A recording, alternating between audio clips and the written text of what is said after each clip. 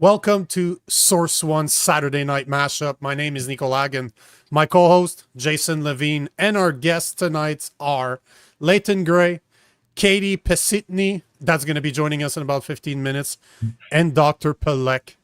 We are going to be talking about one of the topics that's probably everywhere right now, the BC Ostriches. Who hasn't heard about them, right? Welcome to the show, guys. Thank you. Great to be here. Thanks for having me. Yeah, it's a pleasure. So we normally start by a small intro, and nobody can do an intro better than yourselves. I'm kind of lazy too, so I will do a small round table just to introduce yourself. Stephen, if you want to go first. Sure. I'm a professor at the Department of Medicine at the University of British Columbia, where I've been on faculty for about 38 years. I'm also a co-founder of two biotech companies, one of which produces antibodies, actually. And I'm also the vice president and co-chair of the Scientific and Medical Advisory Committee of the Canadian Citizens Care Alliance. Mr. Leighton Grey? Yes, so I'm an Alberta lawyer, constitutional lawyer. I prosecuted several cases, high-profile cases involving COVID-19. I'm still doing that, actually, prosecuting a national class action on behalf of the unvaccinated for harms that they suffered. And I'm the creator and host of the Gray Matter podcast, which is now over 350 episodes. And so I spent a lot of time doing that and just enjoying appearing on shows like this, talking to wise people and having great conversations. I don't know about the wise part, but we appreciate the sucking up. You're a wise guy. You're a wise guy. You're a wise guy, Nico. Jason. Yeah, I'm Jason Lavigne. I'm the host of the Lavigne Show. I am honored to be part of a group that's been called Wise. I'm the father of two, the husband of one, and I am absolutely looking into the bottom of this story, trying to figure out what's really going on, and could be more pleased that Dr. Pelech, I know I screwed that up, and Katie will be joining us today so we can get some more of this truth and share with everybody. Thank you all for being here tonight. Unlike Jason, I'm happy you're here too, Leighton, by the way. He didn't want to talk about you, but I'll say it. I'm happy you're here. He's in the I'm shadows Nico Lagan. I'm the host of The Political Orphans. I run this show with Jason. I also record on Wednesdays with David Creighton, the Conservative Corner, and I just restarted my own podcast alone that is Unwoken with Nico Lagan. I'm political commentator, professional asshole, and yeah, that's what I do. Hold on, I'm gonna try to steal yours because that was pretty good. Father of one, husband of one. It doesn't sound as good. It really does not sound as good. Yours sounded way better. So until we're gonna wait for Katie to show up, but I want to ask you guys what's your opinion, like personal opinion. If I just throw it out there, when you think BC ostriches, what comes to mind? Well, I guess I can start off. Yes.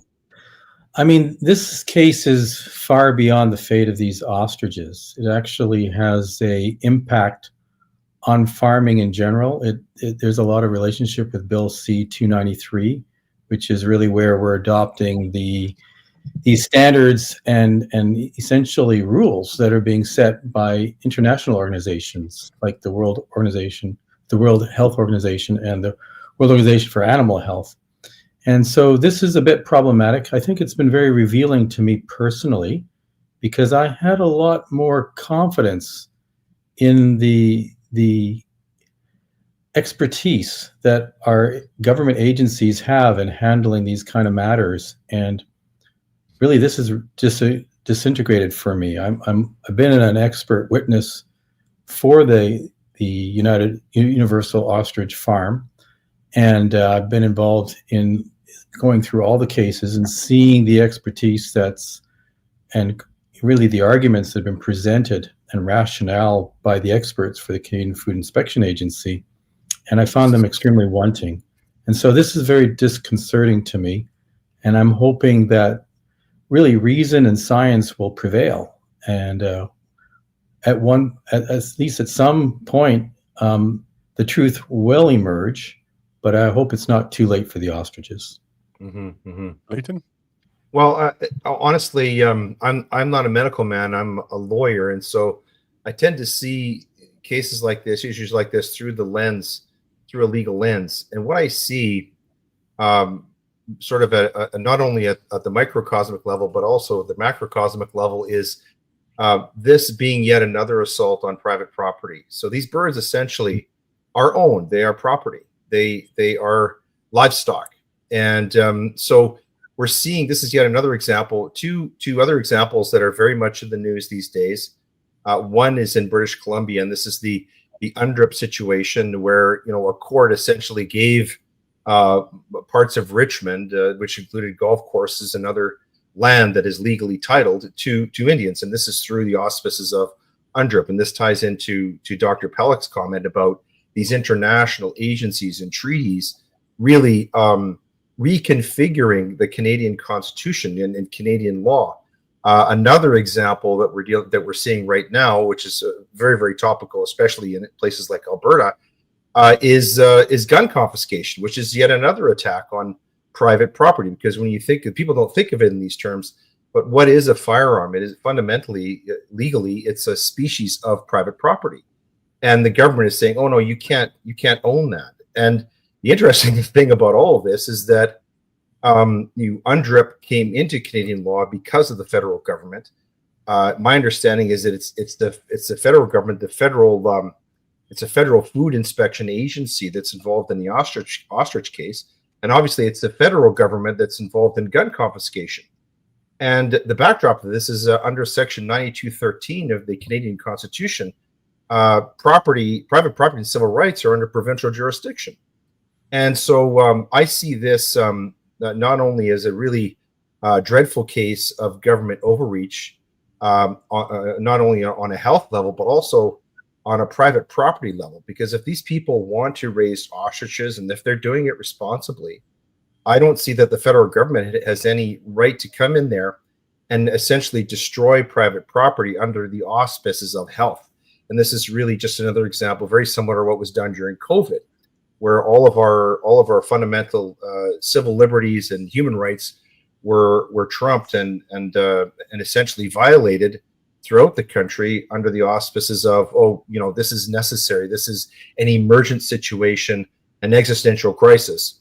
And so in order to preserve the greater good, none of you have the right to go to church or go to school or congregate anywhere. And so I really see this as in the broader context, legally, as an assault upon individual rights and freedoms, and also an attempt by this federal government to reconfigure Canadian Confederation and make this central government in Ottawa, which is not a national government, the sole lawmaking power in Canada. And I believe that is their goal. They're trying to obviate the provinces and they make them irrelevant. And it's a real pity that the provincial government in BC is not standing up for these people. So that's kind of my sort of 10,000 foot view of what's going on with the ostriches. And I concur a lot with both of our guests here tonight. And when Stephen Pelech said this is similar to the Bill 293, I said the same thing earlier this week. This is a dry run.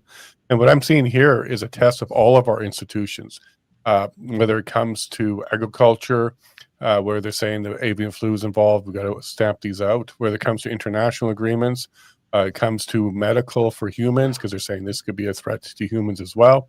It comes to our policing, because our policing are definitely acting in a way that we don't like, and a little bit rough around the collar for sure, all the way to our politicians out in Ottawa. Like, why are they not speaking up? So, and media, let's not forget media, because they've run in the narrative again. They're ignoring the science. I saw an article that came out with the CTV Friday, basically boasting that they had all the information, but they didn't bring up anything that Dr. Pelech brought up. Didn't bring up the burnout rate, because there's over 9 months now, these birds haven't been sick.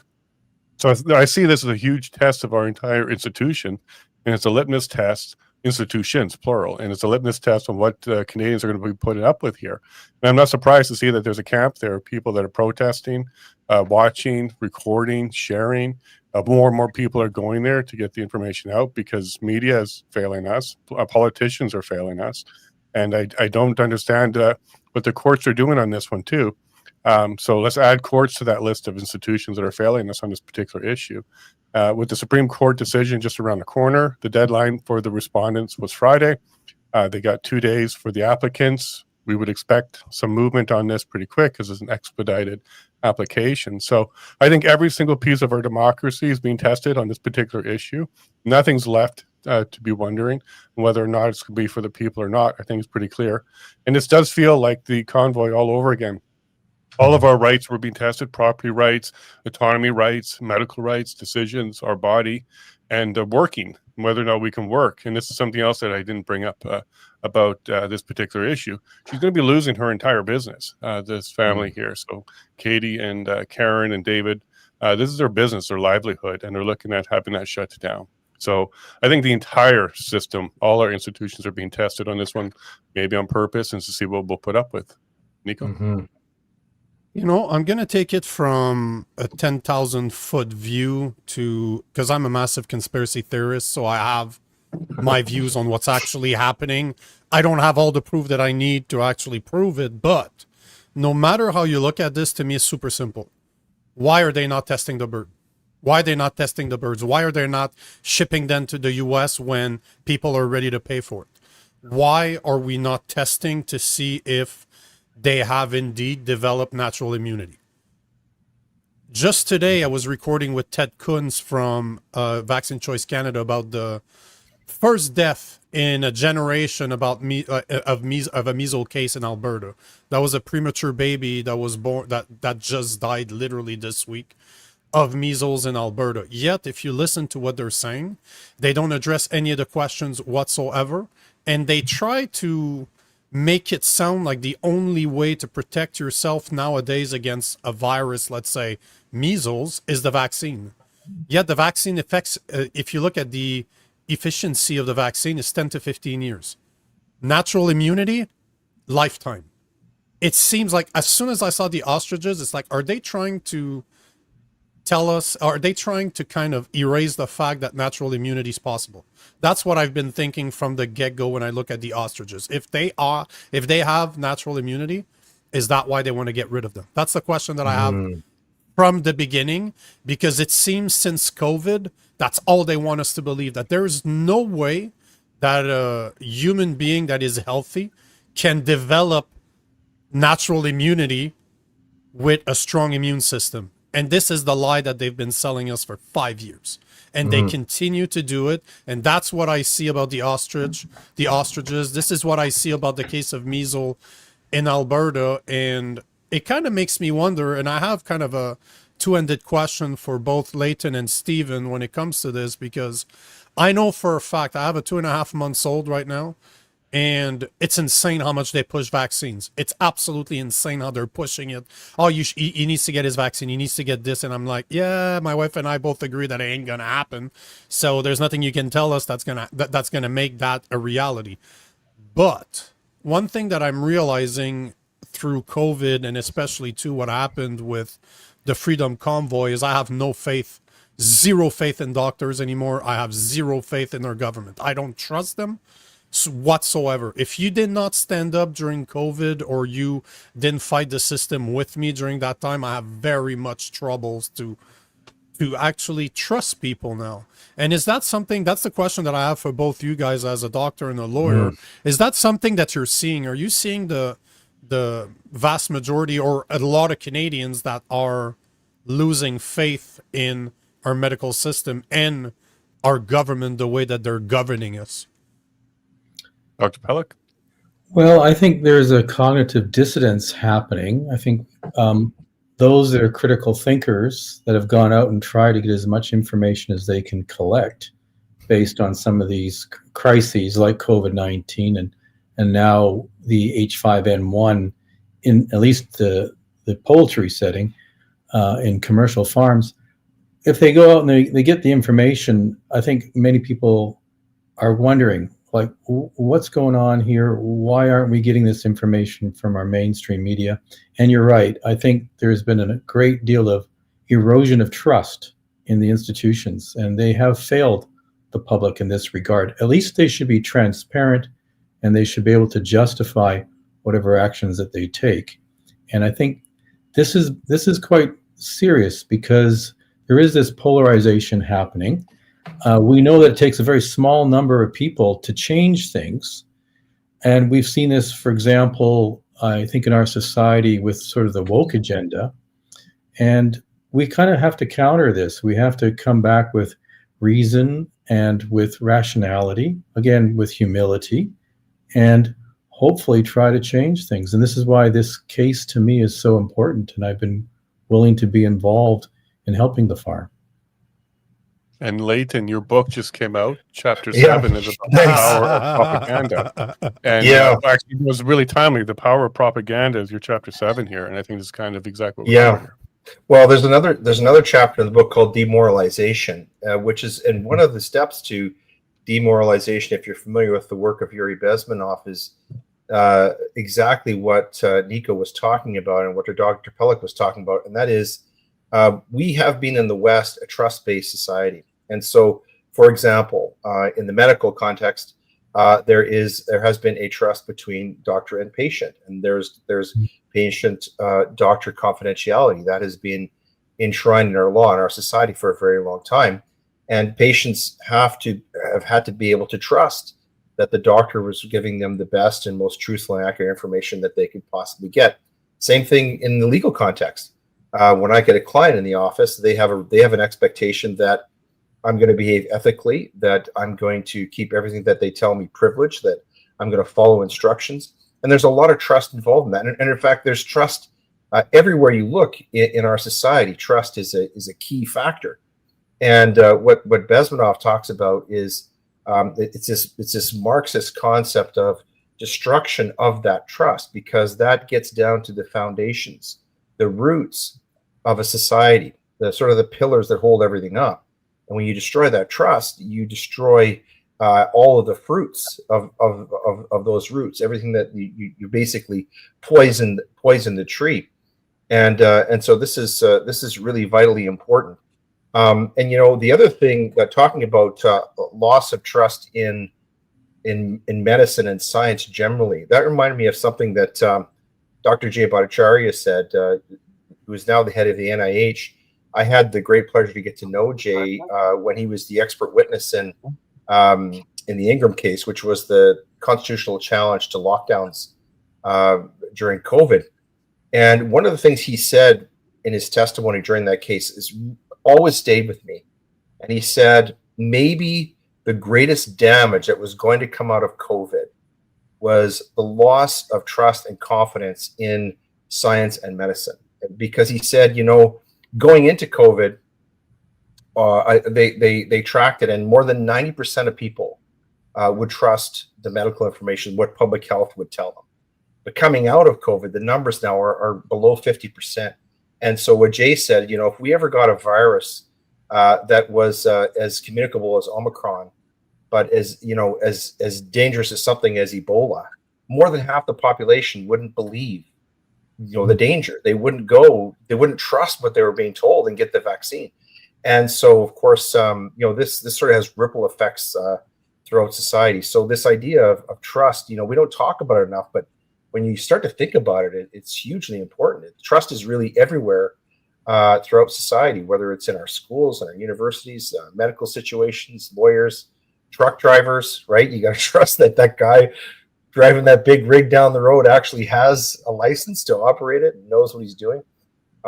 So we're seeing the erosion of that trust. Of course, maybe the biggest one is the loss of trust in media and government. Maybe that's the one that hits home even the most, especially in Canada. But I saw that your other guest had just come on while I was talking. So I'll be quiet now. I'll give it back to the host. She left because of you. She's like, oh hell no, that talks way too much. Well, let's go ahead and welcome Katie. Yep. Yeah, Katie. Katie, we were just talking about trust in the institutions, and you are definitely somebody who's familiar with this now. So let's go ahead and say hello to Katie. Hi, everybody. Hey, Katie. As you can tell, I'm hiding in my car. Talk about trust. We're hiding in vehicles. We have drones that are following us everywhere, listening to everything we say. Trust. There's no going back on this, I don't think, for the Canadian Food Inspection Agency. I started my position really clear about Canadian Food Inspection Agency is a very important organization within Canada, and how we need to repair the eroded trust between Canadians and this organization. But after talking to so many farmers back from 2007, I just don't see that ever really getting rebuilt. I see that we're going to have to see the total collapse of the Canadian Food Inspection Agency, or at least it's separated into better segments, because I don't think the Canadian Food Inspection Agency should be handling our farmers. And we should have a new outbreak response. We need a new team. We need a new platform. We need a new vision. We need a new face. And we need something where Canadians can start fresh again and start to believe. Because right now, everybody feels attacked. And we're back to that shoot, shovel, shut up stage as a farmer. And we're putting Canadians more at risk now than ever. Because if we actually have something that's a viral concern or a bacterial concern or something like that, we're not going to know about it, because we don't have transparency, that honesty between the organization and the farmers. The Canadian Food Inspection Agency here, what we've learned in the last 4 days, and after my mom and I being arrested last week, they're hiding behind yellow police tape, and they're hiding behind badges of good men, and they're hiding behind our Royal Canadian Mounted Police, and their communication as so off with even these officers, that these officers, if there was a real viral threat, which there isn't here, and that's been made clear by their actions, that this is about saving their face, not protecting anybody, that all of these officers would have been put at risk. All of these officers, all of their families, the community that they're driving to and from, every family that's at the hotels that they're staying in, there would be the biggest outbreak you'd ever seen, because there is a lack of communication and the proper outbreak response. So that arrest was, we were baited into the back of the pens. I'm sure everybody maybe knows about that. We were told that we could do the humane action of feeding our animals, because that's all we wanted to do, was keep our animals in a routine, keep them calm, keep them with the people that they've been with for 35 years, and keep them in a routine of calmness while all this action was going around them. And we got the okay that we could feed our animals. And then they caught us in the back pens so that nobody could witness it, nobody could film it, nobody could do anything. And it's been eye-opening, not just for us, but it's on a world level. The world is watching. The world's going to continue to watch. And that's what I said today to the Canadian Food Inspection Agency, because they're watching everything we do. There's nowhere to hide. There's nowhere to hide anymore.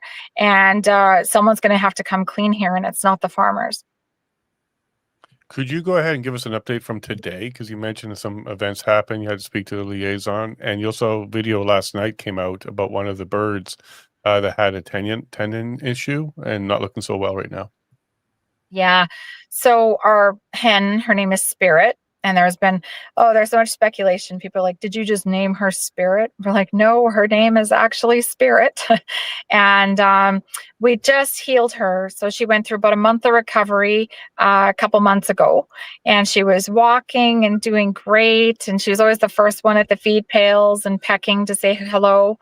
And the RCMP drones came in, and again, with no knowledge of the animal on how the ostriches act, they flew their drones very low over our farm, putting all of our ostriches into a panic. And when that happened, we were screaming at them from inside the pens to please stop. And they had all of our birds hitting fences, pinging off fences, and Spirit flipped over the fence twice because she was scared. And so we had her taken care of. We had given her anti-inflammatories, and while we were in the pens with her. But after we were arrested and we were served 3 search warrants, and they took full custody of our animals and custody over the property. They were not willing to communicate with us. So that hen never got anti-inflammatories or her regular treatment for about 2 to 3 days. We had to go through police liaisons. The police liaisons would then talk to the RCMP, and the RCMP, they were relaying information to Canadian Food Inspection Agency, which is on site. So they were not even willing to just talk to us at the fence. And again, that's what we said. It's a very cowardly act, because why would you not come talk to us and let us know what's happening with her, take our advice of our treatment and what she needed. And so what had happened was she went about 2 to 3 days with no treatment. And then we got told that the only way we could communicate with Canadian Food Inspection Agency was by email. So we started emails. Then we told them that she needed to be given electrolytes. And those electrolytes were very, very critical to her survival because she was not doing well. When we were asking the Canadian Food Inspection Agency for proof of her health and how she was doing, they were not being transparent. They wouldn't show us a video. They wouldn't show us a picture. And we even just begged, please just let us go in, just check on her. We don't need phones. We don't need anything in there. Just let us go do our job. And they wouldn't let us in there. So they kept telling us that they were taking these electrolytes to her. And we questioned whether or not they were giving them to her. So we started holding up signs, and we made them public, that we were asking them of proof of her health and where these electrolytes were going, and just to show us to be transparent with us. And then we received an email that she was not doing well and she was at the end of her life. Then to come out that we have amazing supporters here that are just all being independent journalists and taking pictures and video footage and taking it upon themselves to watch them, hold them accountable for what they're doing. And in doing so, we caught footage that they've been taking those electrolytes, and they went to an area where the hen wasn't even in, and they were going behind a bush, and they were dumping out the electrolytes for our hen, and they weren't tubing her. They were not giving her these electrolytes. Yesterday, somebody went in with a drone, which they have a no-fly zone right now. And that drone captured an image of Spirit at her last part of her life, throwing her head back and dying. And she was alone. And that was a very, very, very heartbreaking moment for us as a family, knowing that she was right there in 100, 200 feet away. We could have just walked through that police tape, and she didn't need to die alone, which we would have never let her. And again, they got caught. So they're caught red-handed. She passed away, and the world knows. The world knows that they've lied. The world knows that they are not being humane out there. They're not performing humane actions. And there's animal cruelty going on out there with these animals while we have an interim stay order. And we wait to hear from the Supreme Court. A lot of people have become very passionate about our cause. And in doing so, we do get the keyboard warriors that are putting statements and things underneath their posts that are like, oh, bring guns to the farm. And we do not condone that. We've made our messaging very clear for months that we are not violent. We are here to represent how we need to do things in the future in a better way.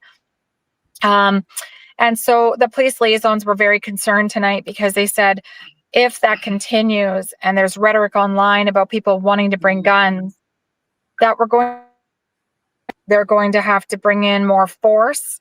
And don't be alarmed if they're going to be out here with long guns and standing here on guard. And again, this is like a bit of a theatrical display. because we've said this from day one, even with them and following their own protocol. They're not following any of their own protocol here on our farm. They wear their hazmat suits in the pen. Then when they arrested us, they wore them out of the pen up to where we were detained. They drove in the pen with their vehicles. They left the pens without disinfecting. We were up being detained, my mom and I, and they had their hazmat suit on, and we had to say, you still have your hazmat suit on. And then they panicked. And then they handed their pole to another officer. He had a camera. And then that other officer grabbed the pole. We're like, well, if it was a viral threat, now you're infected. And we're not disinfected. We're right off the farm. Then they proceed to hand us their personal cell phones to call our lawyer. And we're like, okay, well, now you're infected and you're infected and you're infected if this was a real virulent threat to Canadian public health. Dr. Pelech knows from the months that we've been in this that this is just not the case. And what has become very clear that this is punishment. This is punishment for speaking up. This is hiding the truth. This is hiding scientific value and data in Canadian history. This is speculation versus science. They're choosing destruction over discovery. And this is a pivotal time in Canadian history because we're standing on the right side of Canadian history. But the Canadian Food Inspection Agency has never been watched. They've been able to operate with this excessive freedom and no accountability. And we all do know, I don't know the show is really about, but I've learned over the 10 months, that this is the Canadian Food Inspection Agency answers to the World Animal Health Organization. The World Animal Health Organization is taking directives from the World Health Organization. They're answering to the One Health agenda and the United Nations. So on a federal, provincial, and municipal level, we're really not even making the decisions for Canadians anymore. And we've really, kind of sold our soul to the devil 7 years ago, or that, when we've let those non-elected governing bodies continue to operate in Canada. And this has just been enlightening because we're at 263 days healthy ostriches. Not one of these ostriches that are on our farm today have ever been tested. So you tell me, while the world is screaming to stop, while we have the support of the FDA and the NIH and the Trump administration, we have the SMAC committee, which Dr. Pelech, I'm sure you could elaborate on. We have the Darwin Foundation. We have Brett Wilson offering $100,000 for testing. We have Canadians and people all over the world screaming, can't we just test them? And the Canadian Food Inspection Agency remains silent. Dr. Pelech, you want to jump in there? Well, that's correct. I mean, we actually were able to test eggs that were recovered from the summer of 2024 before the outbreak happened in my own lab. So I know firsthand, using a test that we designed to detect H5N1 specifically, that these ostriches have antibodies even before the outbreak occurred. And really, for a highly pathogenic virus, which the H5N1 is claimed is on this site, normally you have to have about an 85% case fatality rate. And we have the opposite. We have about a 15% case fatality rate. And apparently it's the ostriches that came to the farm after 2020, where they had previously an outbreak of what was at that time deemed to be Pseudomonas. But Pseudomonas is what actually most of these birds die from. They get influenza, but what they actually die from is secondary infection, which is, again, Pseudomonas in the birds. In humans, when we have deaths from influenza, it actually tends to be from pneumonia. So it may very well be that over the last few years, these birds have been continually exposed to the virus, and most of them developed strong immunity, and that explains in part why we didn't see greater casualties on the farm. And we haven't been able to see this before because the standard policy of the Canadian Food Inspection Agency is that as soon as there's a PCR test for the H5 protein of the virus, or H7, these are the influenza strains that tend to affect birds, then they immediately order a call. And in the case of this farm, they gave that order within 41 minutes of receiving that information from the testing lab. And they were not confirmed to even be N1. They weren't confirmed by any studies to be highly pathogenic either.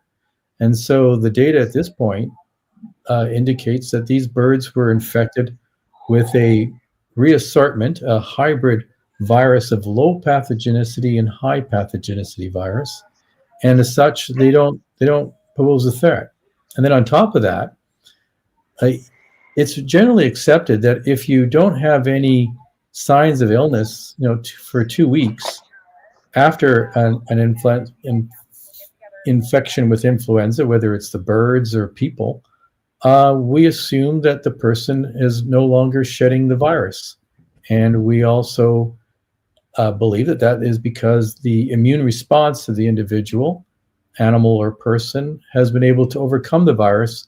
And as such, the levels of the virus would be essentially non-existent. So the idea that's been put forward by the Canadian Food Inspection Agency that these birds are continually shedding for over 9 months now is kind of ridiculous based on how we treat everything else when it comes to influenza infections. And there's a claim that the soil is contaminated. And they base this on one study that was done with highly filtered water, so that anything that was like these viruses are about 0.14 microns in size, and they use a 0.2 micron filter. So the viruses could go through the filter in the water that was contaminated. And then they took that filtrate, put it at 4 degrees in a container that was the metal away from light. And they found that actually you could still get virus that was still active after that period of time. So this is the explanation of why they believe that the soil is contaminated for years. But on the other hand, in a normal situation, you have sunlight with UV radiation, which just mutates the virus's RNA, so it's unable to replicate. And there's microbial action in the soil. And if this was really true, if this was really believed, then we would have public health warnings every time that we have tens of thousands of flocks of geese and ducks landing on our schoolyards, our fields, our parks, laying their excrement everywhere. And we know that these migratory birds have H5N1 endemic. That's how the ostriches in the first place got infected. So there's only been one case of H5N1 in a person in Canada in at least the last 5 years. That person's recovered. And only 70 cases in the US. So this is not an easily transmissible virus.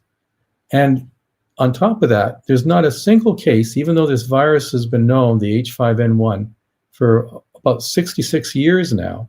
There's never been a case of a person who got H5N1 that transmitted to another person with H5N1. So this is not a very transmissible virus. And there's no evidence that these birds are shedding the virus. And everything that's been suggested has been conjecture, where they could have easily tested these birds and we would have gotten some valuable scientific information, but they've refused to do that. Nice to see Daisy. Daisy, thanks for coming. We'll get you on in a second. But Leighton, I want to go to you quickly on this one. When the government seizes control and take custody of something, property, and you were bringing up the property rights issue, you believe that this is part of the challenge that we have here. What responsibilities do they have for the care and control of the property? They're not providing care the way that's necessary, or even allowing somebody who knows how to do it to do it. So what's the responsibility of the government when they seize property? What kind of care and control should they be doing? Well, they're expected to exercise the degree of care and control that that the owner would. In other words, they they stand in the place of the owner as what's called a legal bailee, a public bailee, and it doesn't sound like that's happening here. Katie, we were talking before you came on the program about how this is impacting you and your family, because quite apart from the health issue, this is your business. These birds are your property. And I'm curious to know, because there was an Ontario court recently that found that there was a Section 7 charter violation. Section 7 is right to life, liberty, and security of the person. There was a group of homeless people, and a city in Ontario actually, took apart one of their homeless camps, one of these tents and things like that, and these people were taken to court, and the court actually recognized that these people had a constitutional right to shelter. Now, it would seem to me in your situation, there would be a much greater violation of your Section 7 right to life, liberty, and security of the person, because that would include your property and really the threat and destruction of your business. And I'm curious, is that one of the legal arguments that's being made by your legal team, that your charter rights are being violated by the federal government here? No, it is not. Reason being, and this is what's so alarming about the Canadian Food Inspection Agency, when I say that they operate with excessive freedom, they are almost untouchable. The way they have all of their laws and everything drafted up within all of their policy and their search warrants. I mean, have you ever even had a search warrant that is allowed for a month? And the search warrants, 3 search warrants, and seized private property that wasn't even part of this. They actually seized my aunt and uncle's private property, which is next door, without my aunt and uncle's knowledge. And when they got here, they completely invaded my aunt and uncle's whole property. And then you speak out on it, and any which way you speak out on it, they're protected. They can do whatever they want, whenever they want, how they want to do it, and it's a problem. They have full authority, and nobody's holding them accountable and oversight. We did look at the charters. We did look at a lot of that. If we are allowed into Supreme Court, I think we're going to have that opportunity to raise a lot more awareness over a lot more material, because right now we've isolated ourselves to the December 31st Cull decision. That's what we've been fighting for 10 months. So finally we took a stance, said, okay, you won. You won that you guys say it was a justified act. After 41 minutes, signing off the death of almost 400 healthy animals that were resilient and recovered. Fine, you win.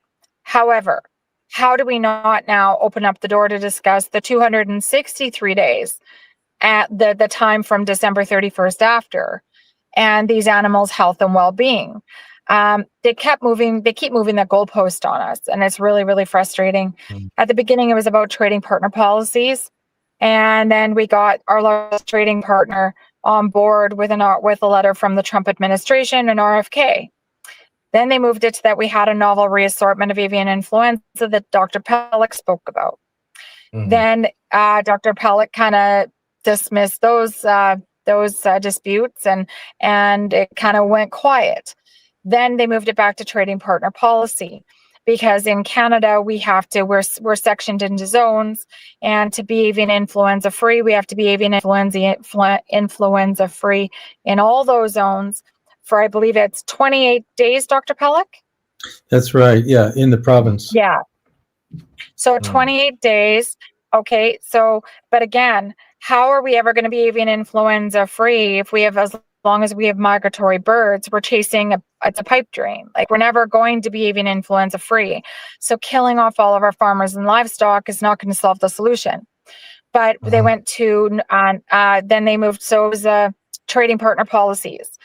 So then from novel reassortment, went back to trading partner policies. Then we got our second RFK letter and the offer of the NIH and the FDA and the collaboration, and them even paying to test our animals. Then even Dr. Oz offering his 900-acre ranch, and said if Canada doesn't want them, and if we don't want to take the risk, the U.S. will take the risk, because they see way more opportunity in the research of these animals that are prehistoric with robust antibodies than they do, value in them alive than they do dead.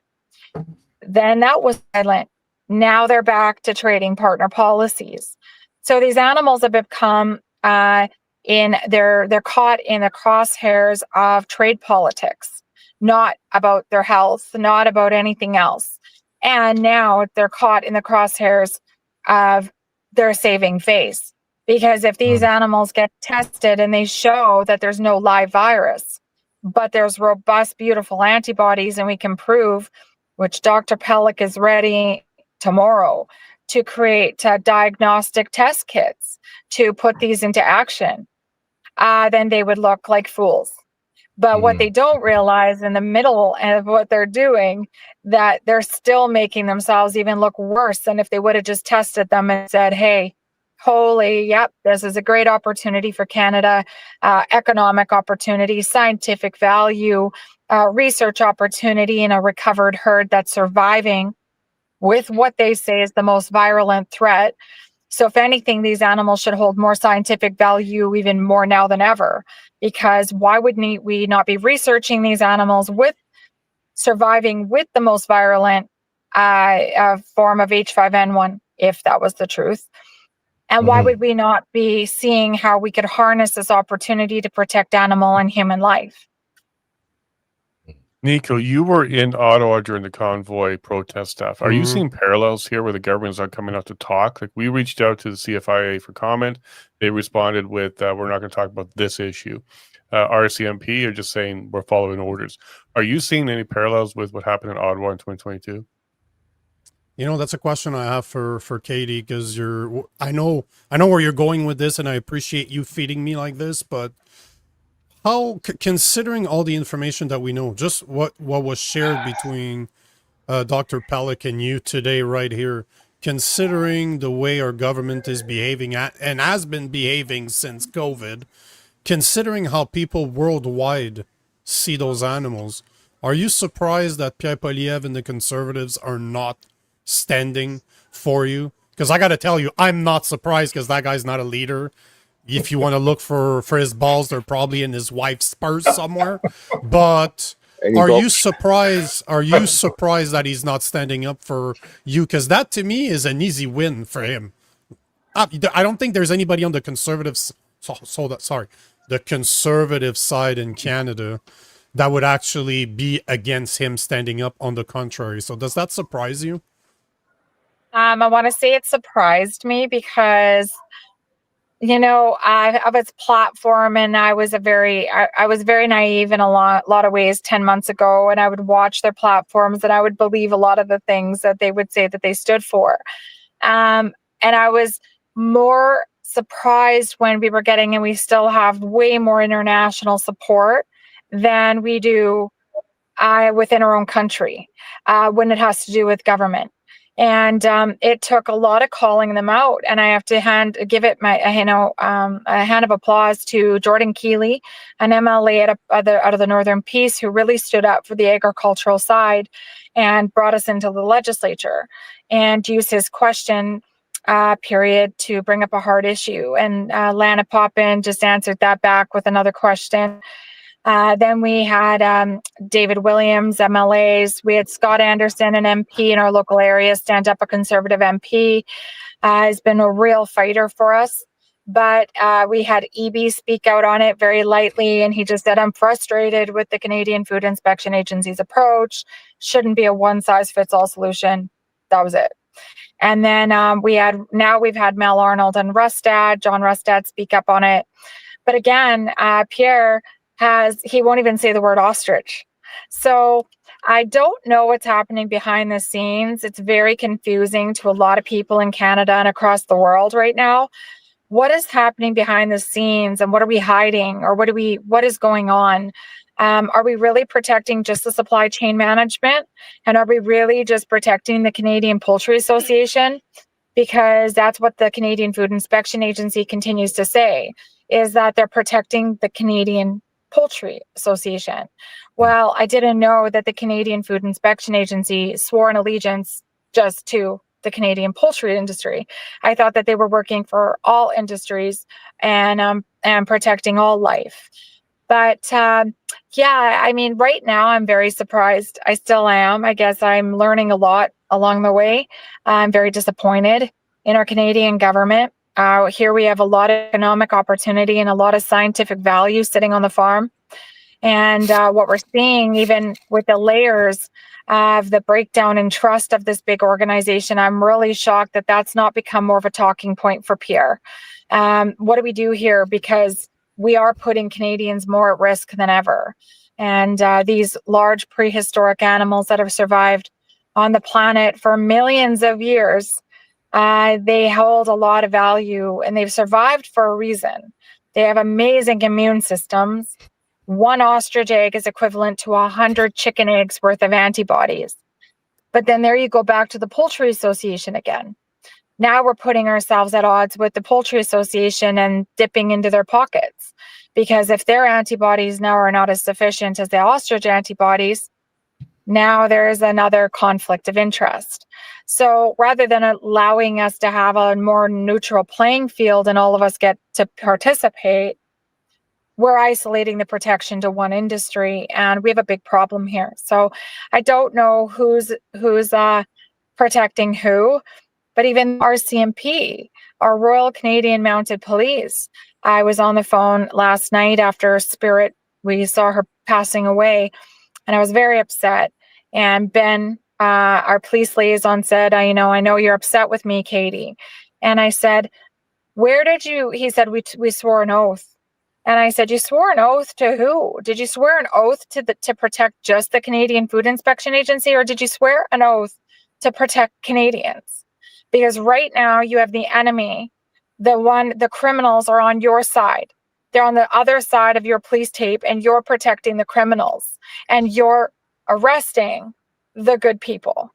So they have an obligation here, and I'm hoping on a political level and on a Canadian government level that we get some clarity here of what's going to happen, because the Canadian Food Inspection Agency, they deserve to be arrested and they deserve to be charged for animal cruelty and operating in a manner that has put Canadians all at risk.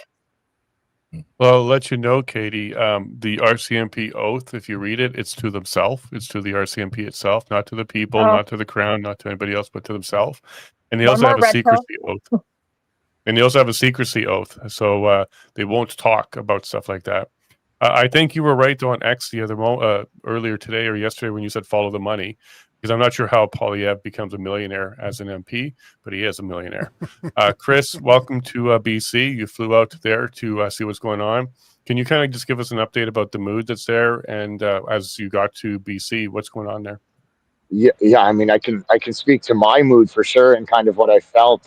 Like for me, it's been absolutely whirlwind. I can't imagine for Katie what it's been like for you. I've been following along, and I got to meet your family when I got here, and we haven't had a chance to sit down yet, but. I mean, I went 24 hours, kind of decided to do this, left Ottawa this morning at 5 a.m. my time, got here, met Mike, was pretty excited, saw Mike, it's a beautiful area, we're driving down, and we pull over just to kind of get a view of the death pit, I don't know what to call it, the bales, and just as I was kind of I'm so happy, everything's beautiful, it's one of the most beautiful places I've ever seen, and then we see that. And that's right when I got the news about the death of Spirit. So it was man, a whirlwind of emotions, I guess. And then, Mike and I took a little drive. We actually met with some of the RCMP, me and Mike. He happens to know one. So that was weird. And then I came in, and not long ago, it was Katie's speech. I just posted it. It's been wild. But the people here are super friendly. Man, it's very nice change from Ottawa. There's some people I know. Everyone seems to be super helpful, super friendly.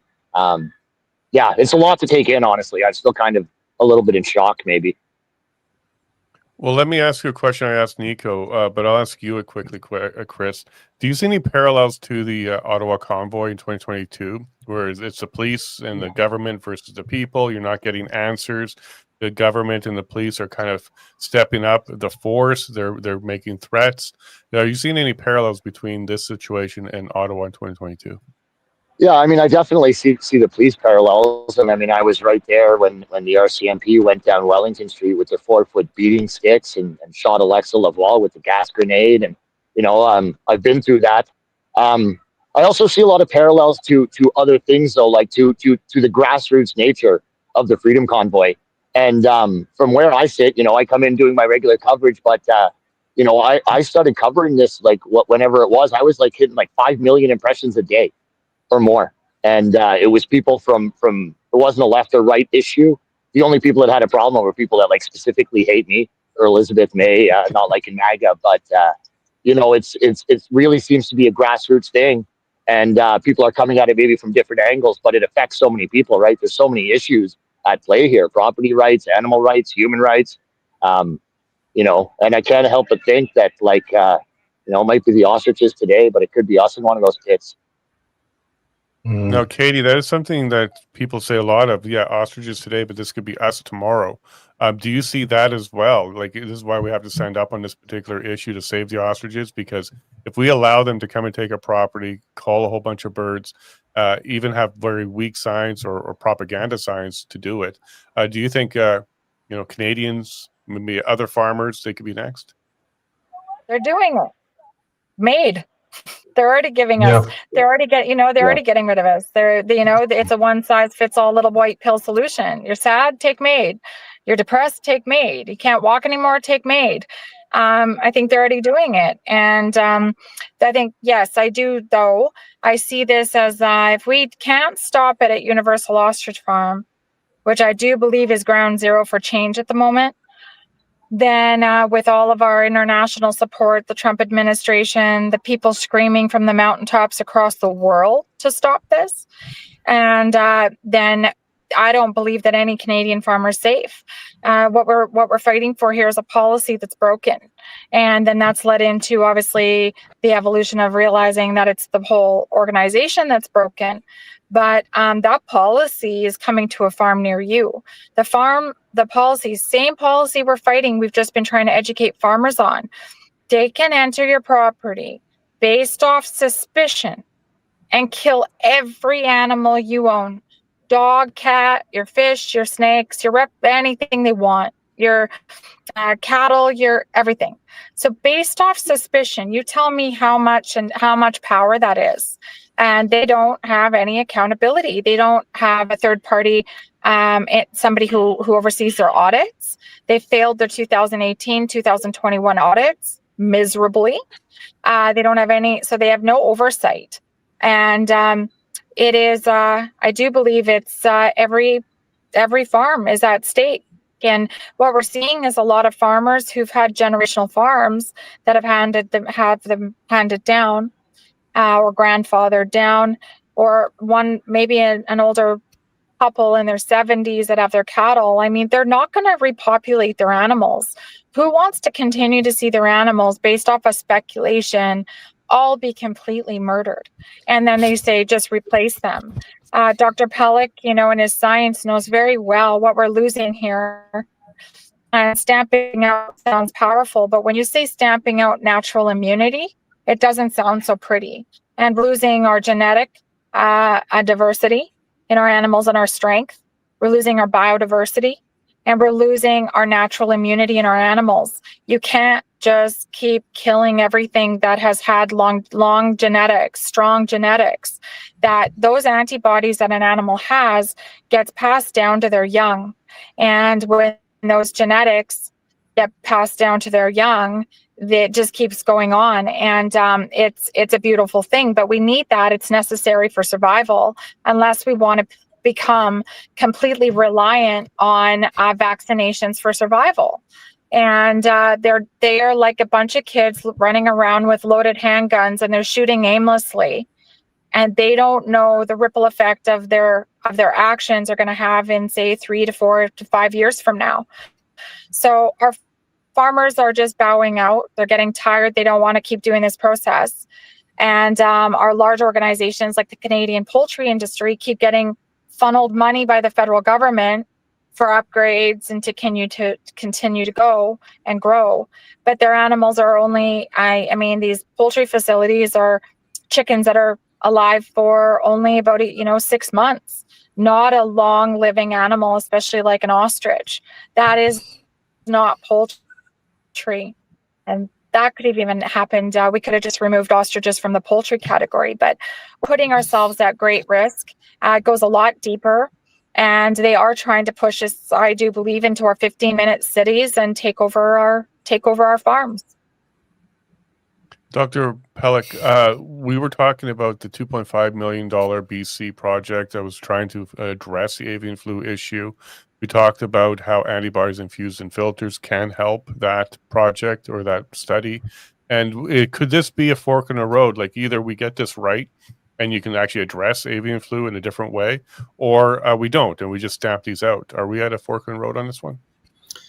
I think we are, actually, because a lot has come to light about a little bit more about the science. Certainly, you have to consider that there's about 14.46 million chickens and ducks and geese that have been executed on farms in Canada. Recently, last couple of years, over 160 million in the United States. They recognize in the US that the culling practice doesn't actually work. And the Canadian Food Inspection Agency has argued that this is the best way to stop the spread of the virus. But in reality, when you've got it out there in the wild with migratory birds, you can do all the stamping out you want on poultry farms, but you will continue to get infections that occur until such a time as those birds in the wild develop herd immunity, which I suspect is happening, plus the normal evolution of the virus to a more infectious form, but a much more benign form of low pathogenicity. And I think that's where we're at now. So to my knowledge, there has not been an outbreak in Canada of H5N1 in any farms or anywhere else since the last outbreak with the ostriches on the farm. There's been one or two other outbreaks that were about the same time. And in one of those cases, it was devastating for the farmer. They waited a long time to get their compensation. This was for chickens and ducks. And the farmer basically decided they were not going to continue. So I think we're endangering our smaller farms by these actions. It's not really working. When you look at the amplitude of the peaks of incidence numbers across Canada, it really hasn't really changed that much. It's slowly coming down a bit, but I don't think it's got anything to do with the culling, because the incidence follows the trend of the migration of the birds itself, not spreading from farm to farm, which again I think is very unlikely, because the people that would be tending the animals on the farm, in fact, the most likely spread would be people that are inspecting farms. They're going from one farm to another farm. But again, it's very, very low rate of any kind of transmission from in this case, a bird to a human, and then from the human back to other birds. So I really don't think that this is actually effective at all. And there's other strategies that can be tried. As you pointed out earlier, we could develop filters with antibodies from these ostriches. There's really no other reservoir that's available that we can tap into to get antibodies against H5N1 that can be utilized in an industrial scale to produce filters and masks that can protect farm workers and protect the birds from getting infected with H5N1. Now, Leighton, as this heads toward, or is in the Supreme Court now, we're waiting for the decision on whether or not they're going to provide a hearing on this. Can you kind of take us through some of the processes that we should be expecting for the Supreme Court? How quick can an expedited application go? And how long could this stay in place before we get a decision out of them? Do you have any ideas on that? Well, the real problem with the Supreme Court is that they have absolute discretion to whether or not they're going to hear a case, and they still have not heard any case involving COVID. They have refused to hear any case involving COVID, even ones that have affected millions of Canadians. For example, all the lockdown cases that were decided at the appellate court level in provinces were sort of waved aside by the Supreme Court. This, to me, is a huge problem, and it's symptomatic of the judicial activism that we're experiencing in our country. I don't want to be I don't want to discourage Katie and her group, but I think it is unlikely. I don't know whether the Supreme Court has granted leave to hear this yet. I would be surprised if they did, because they tend not to want to get involved in any type of case that has political implications unless it touches on one of the left's favorite topics. So whenever it's, for example, things like Indigenous rights or LGBTQ or things of that nature, they seem very ready to get involved and create all kinds of new rights, for example, that aren't in the Canadian Charter of Rights and Freedoms. But they tend to sort of wave aside cases like this and say to, federal and provincial governments, look, this is your baby, you rock it. One of the things I wanted to comment on that Katie brought up, and this is something that I don't think many Canadians realize, but Katie is living through right now. There's a great book that was published by Neil Gorsuch, who's on the U.S. Supreme Court, and it's called Overruled. And the title is a bit of a play on words, but what Justice Gorsuch talks about is the way that our laws, most of the laws, the vast majority of laws that people in countries like the United States and Canada live under, are not created by our elected representatives anymore. They're not people we've elected. They're not people who are answerable to us. They're bureaucrats. And what's happened at the federal level, at the provincial level, at the municipal level, is most of the law that is being applied and that is so oppressive, and we saw this particularly during COVID, when for example, people who were hired by health authorities essentially became, police Nazis enforcing COVID restrictions. Here we have government bureaucrats, people that no one is elected. They're not really accountable to anyone, and what they're doing is they're applying regulations that are made by them for them, and they're not accountable to the people or to other government agencies or to our courts. It's very difficult to get any kind of judicial review of these decisions. I think I was on Jason's show recently, and I was talking about a CRTC decision involving a couple of broadcasters in Canada, Christian broadcasters, Corey and Ellen Huntsberger, who wanted to buy a radio station in Saskatchewan and broadcast Christian radio there. And the CRTC, much like we see here, they just exercised their own bureaucratic authority.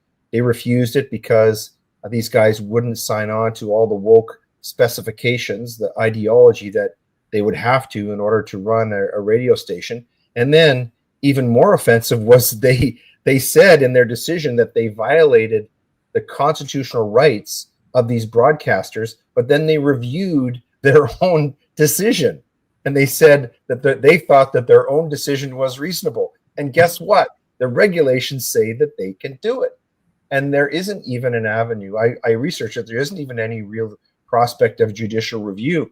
And so one of the, I guess, wonderful things about this, it's revealing so much. I think one of you, it might have been Jason, who said that really this case involving the ostriches is really manifesting so many ways that our institutions are letting us down.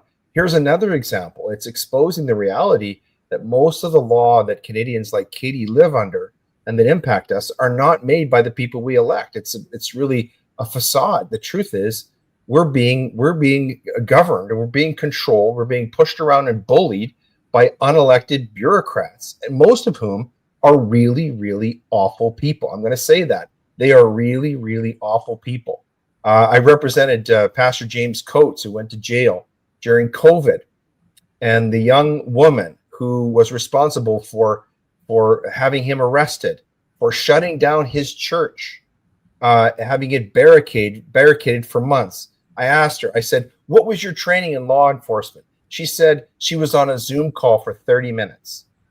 That's the level of accountability and training. We're under the tyranny of bureaucrats. In this case, really illustrates that. And sadly, it's not unique to what Katie's going through. And it's very important that Canadians realize that this is going on, because we've got to go back to our MPs and our MLAs and say, look, we don't stand for this. You can't just farm off responsibility for lawmaking to these unelected bureaucrats.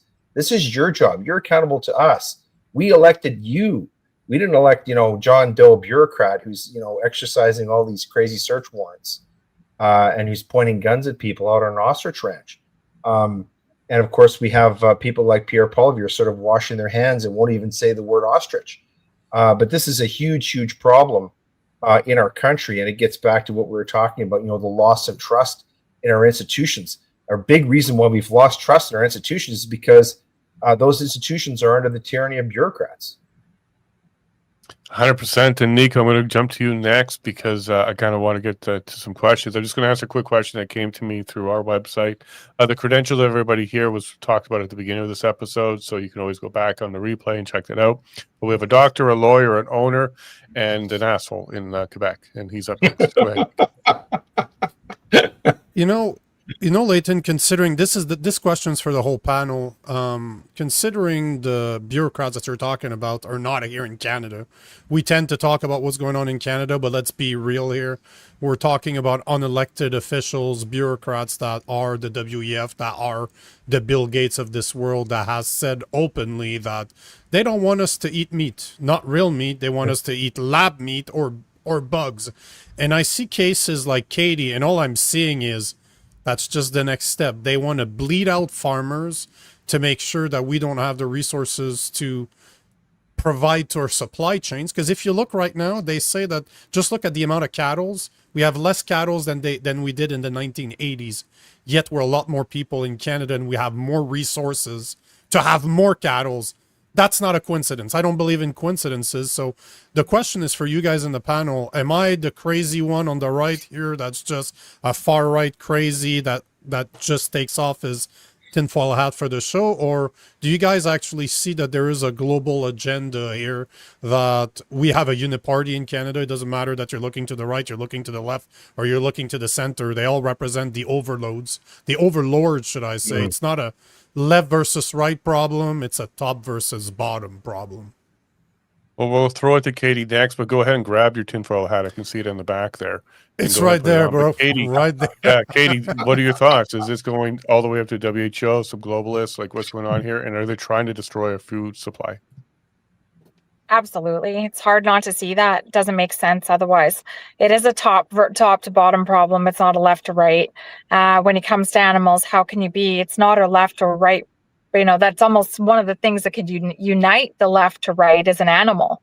They're pretty defenseless and they don't have a voice. They're pretty easy to represent So I do see that there's nothing else that comes to mind in our situation than nobody wants to touch us, because we are standing up between big pharma. That's one of them. We have an ability to help people live longer. That's probably what they don't want. And we're offering something that dips into big pharma's pockets, because if we have a more natural, sustainable, reliable solution like therapeutics, offering antibodies, then that goes against our whole vaccination protocol and the fear mongering amongst public. We're scary for them, because I think we're overriding they say that we're setting a dangerous precedent. No, we aren't. They're setting a dangerous precedent. When you start talking to our children on mainstream media that antibodies don't exist, and you start talking in the way that natural immunity isn't a thing, that is a dangerous precedent when Canadians and people across the world start to believe that is not a way of living longer, is by actually developing stronger antibodies. So I've watched mainstream media, I've watched news anchors laugh about antibodies, and I'm like, Are you stupid? Like, how can you sit there? We've watched Brian Conway and Angela Rasmussen say, well, there's no way of knowing if they're sick. They've actually said that. And everybody looked at the screen and went, test them? Like, maybe we could just test them. So there's just, I think it's definitely a way bigger problem that we have here. And how do we get our Canadian sovereignty back? Right? Where does that start? And what does that look like? But we need to start repairing and protecting our country, because once they're done with us, they don't care. And once they use up our resources and they push our farms into the 15-minute cities and we're eating their lab-grown meat, they're just moving on to the next country and the next country. So they're not looking out for Canadians. They're looking out for their agenda. And we need to reclaim our Canadian sovereignty back. So, Dr. Pelech, a couple of years ago, I was looking into the nitrogen issue, the fertilizer issue, 30% reduction across the board is what they said. And this was against farmers who actually know how much nitrogen and fertilizer put on their fields. They know by the kilo exactly how much is needed, but yet they're being told to go 30% reduction. I got into a Twitter fight, it was Twitter at the time, with a scientist out of Red Deer, Agricultural Department of Canada, and saying, like, where's the science behind this? Why 30%? Why not regionally allow them to do what they need to do? And the end of the argument was, he told me to go Google global resources to go find out why. He couldn't provide it, but global resources will have that information for me. Is that the trend that we're talking about here? We're taking basically marching orders, and our own scientists within Canada are doing their own thinking on their own. Is that what we're seeing here? Well, the situation is actually far more complex. Firstly, I'm vegetarian, and I'm concerned about these the trend that's going forward with the control more centrally in other countries of what we do here. The situation with nitrogen, our atmosphere is primarily nitrogen, so that's nothing unnormal. We would normally have fixation of nitrogen, when rotating crops, for example, with clover, but we have fertilizers and they're very effective. And when you think about it, 100 years ago, 95% of our population lived on farms and supported basically feeding the rest of the population as well. Now we have less than 5% of people living on farms, supporting a much larger population by about 2 to 3-fold. So there is a real miracle in a sense of being able to use chemical fertilizers, but the way we do the farming is still very destructive in many cases. Like for cattle, we separate the cattle from really natural terrain, and they don't fertilize basically the terrain. We have to take instead that terrain where we're growing crops and put fertilizer, artificial fertilizer in there. So there's some really strange practices we have. What strikes me about these ostriches is that they're actually being maintained in a semi-wild environment. They're running around free in over 20 acres of land. And the concern that I would say the Canadian Food Inspection Agency has here is that they don't want to have animals out in the open. They want biosecurity, where they're being locked into smaller premises, carefully controlled what they're being exposed to, more factory type activities. And so I see what's happening on the farm. It's an attack on even that kind of treatment of the animals that we have on farms, even if they're being used for human consumption ultimately. So that's, I think, one of the reasons why this farm has been singled out, because they do let their animals run around semi-free. They live outdoors basically. So there's this big trend that's really happened over many years, and we have to have practices that develop that also consider, the humane treatment of the animals, even if they're going to be slaughtered. And there has been a move in the industry to try to do that, but that's not what I'm seeing, where these become more factory farms and they're not being run by small groups of people like these farmers that really care about their animals. They've named them and they've cared for them for decades. That kind of thinking is being eliminated by these strategies that government would like us to do to feed our population. So like 15 minutes on a farm level, like they want to control the living conditions and that kind of stuff as well. So Leighton, when you were talking about the bureaucrats, you were kind of talking about the local bureaucrats, Canadian bureaucrats. Is there a bureaucratic level higher that Nico's talking about here? Oh, absolutely. And, I have a friend who lives in Nevada whose parents emigrated from Cuba. And in Cuba, if you kill a cow in Cuba, you get the death penalty. So Cuba is a country that's locked in 1959, but Cuba is a country that is exempt from all this globalism stuff, and so they understand the value of an animal like a cow or an ostrich or a pig. But talking about this sovereignty, Katie mentioned this word sovereignty, and just today I was writing a commentary for my show on Bill C9. And really, these are variations on a theme, but the sort of eye of Sauron from which all of these awful ideas are emanating is Brussels. Is places like Davos, the Davos crowd. And when we look at the sovereignty of our speech, which is being taken away from us through bills like C8 and C9, it's really variations on a theme. We're really talking about the same kinds of things. It's the same battleground that Katie is on right now. Because what are we fighting for? We're fighting for our speech. Well, what is speech? Well, speech is the way that we communicate with each other.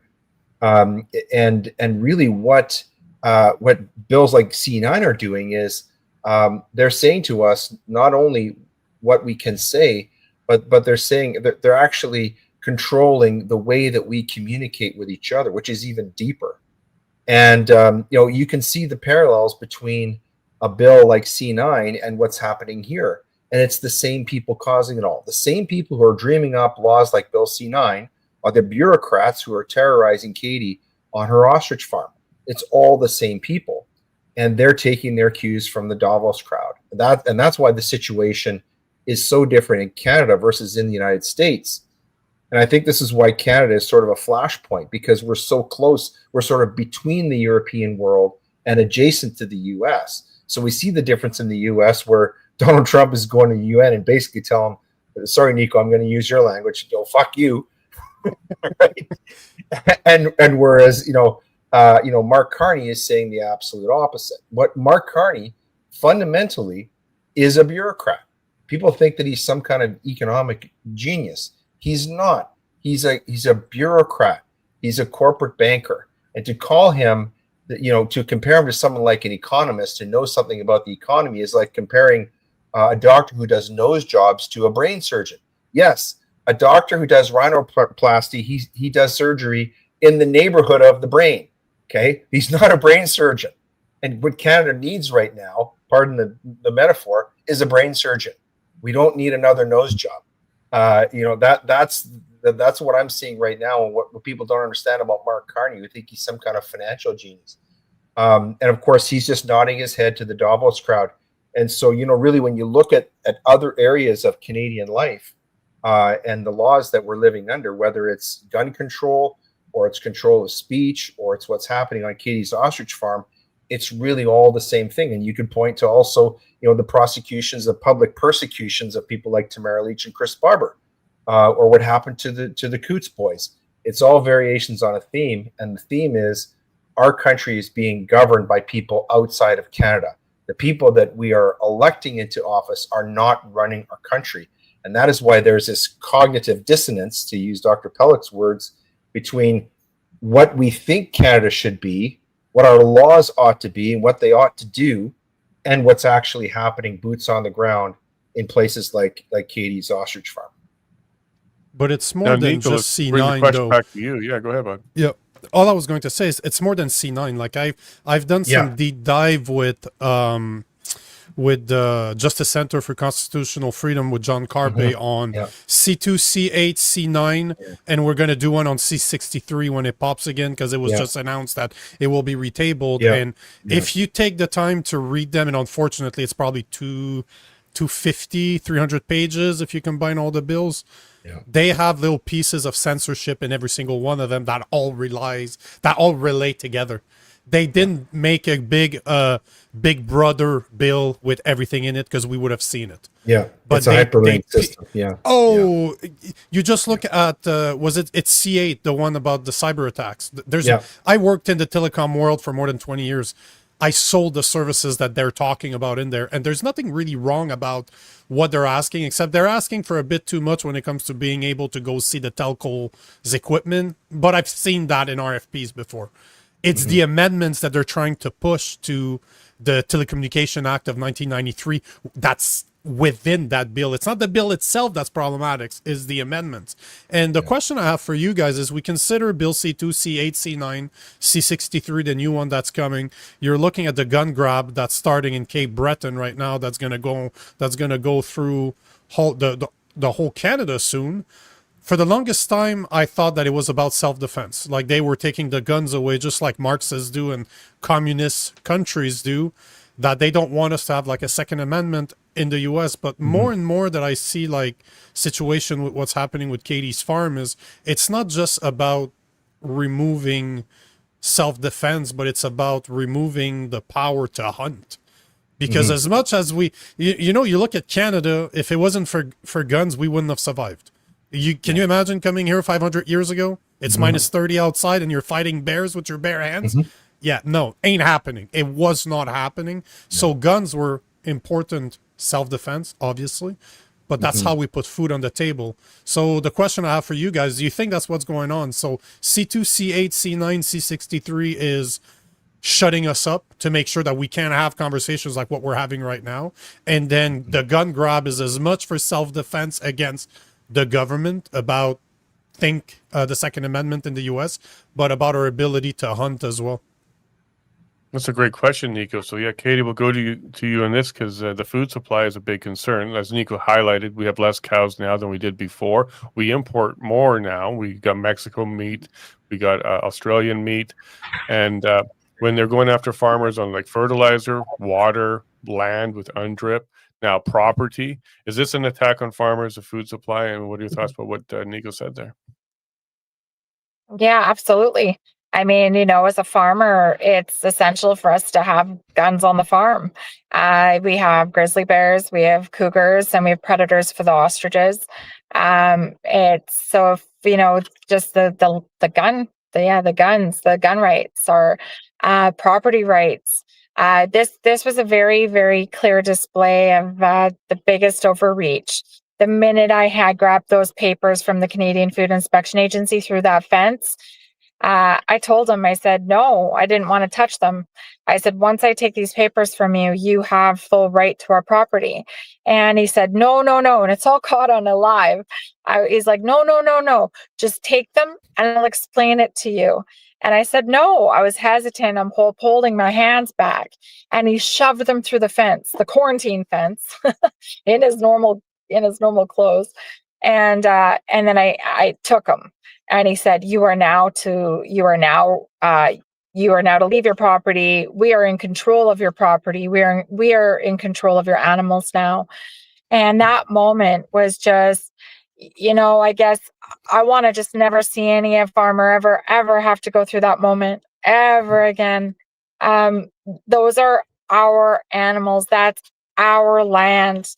And to not have a position or a place there, to be able to have any role in that, in the say of the health and the well-being of these animals, how this is going to play out, and just in the simplicity of being threatened 6 months in jail and a $200,000 fine if we test one animal. That's per animal being threatened 6 months in jail and a $200,000 fine. I mean, this is absolute ludicrousy. This cannot stay the way it is. We are in a very dark place right now, and I still think that there's a lot of Canadians that have hope, and this has to be the turning point. I really see this as a revolutionary moment, where we have to hold people accountable. And I don't know what this looks like. God is good, and God has been really good on this journey. He keeps performing miracles every time we're right before we're going to fall off an edge. But we need to protect all of our rights. And you're right, these bills, like not being censorship and not being able to share news on Facebook and share media, sharing what's actually going on in the world. I've done so many interviews with people across in the States, and the biggest thing is they are so aware. They know more than we do. I've learned so much by talking to our international counterparts than I have been able to just talking to people here in Canada. So that's alarming in itself when our neighboring country knows more about what's really going on than all of us being brainwashed by mainstream media and the control. We have a lot of problems. The Canadian Food Inspection Agency is actually helping us because they're exposing layers and layers of this corruption right now. So, Dr. Pelech, don't worry, we're not going to hold it against you that you're vegetarian. That's your choice. That's fine. But do you see the same thing here happening? Property rights, gun rights, and is Katie right? Outside of Canada, they're far more aware of what's going on here, a little bit more intelligent on the issue. And we got to keep reaching out internationally to kind of get the word out. You're muted, my friend.